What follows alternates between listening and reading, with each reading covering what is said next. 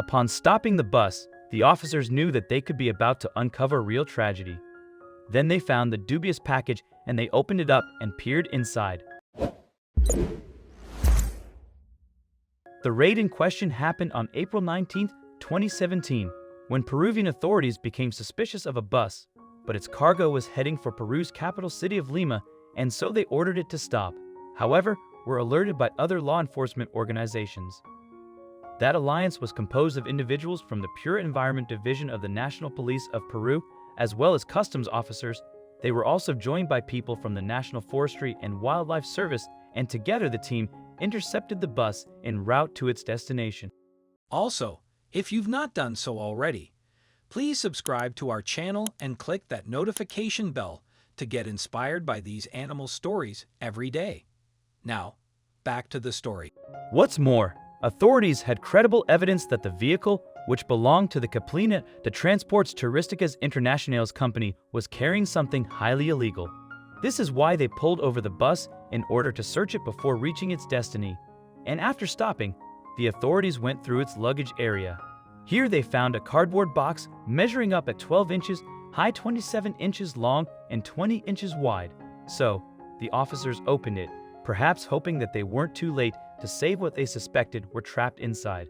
And as it turned out, the box unfortunately contained a live shipment of Galapagos tortoises being transported to Europe. The reptile's journey would have been fraught with suffering. After they had reached their destination, moreover, it's likely that the endangered animals would have been sold into the illicit pet trade. In all, authorities found 29 baby Galapagos tortoises. Sadly, 2 were already dead, but considering the terrible conditions in which they were being transported, it's perhaps surprising that there weren't more casualties. For a start, the smugglers had simply stacked the tortoises on top of one another. Furthermore, Animal Welfare Institute AWI biologist DJ Schubert said that the tortoises were also bound with tape. I suspect that was to prevent them from moving about too much. He told the Dodo in April 2017, so they wouldn't make noise that might draw attention to the box. And Schubert explained that the cruelty wouldn't have ended there either. They wouldn't have been fed or watered. He explained tortoises can sustain some period of time without food or water, but they're not indestructible.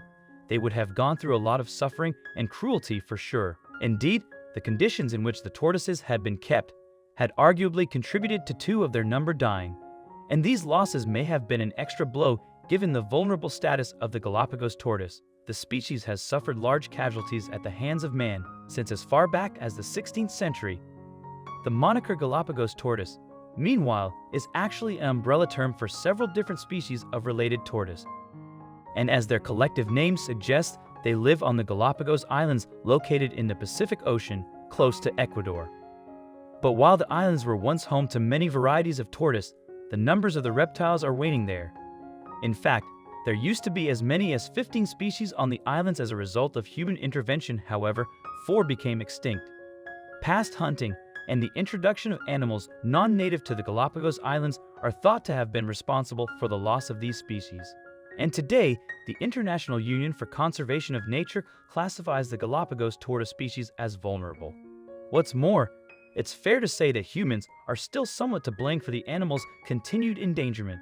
The tortoises smuggled from Peru are a prime example of that, after the rescue of those particular reptiles. However, the tortoises were taken to a zoo in Peru, where they were given expert medical treatment, and when they are healthy enough, they will be transported again.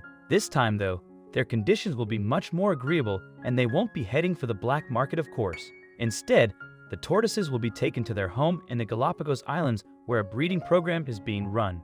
Hopefully, the smugglers won't get away either, especially as both the vehicle's driver and the bus company are under investigation. Schubert, meanwhile, was disgusted by the treatment of the tortoise.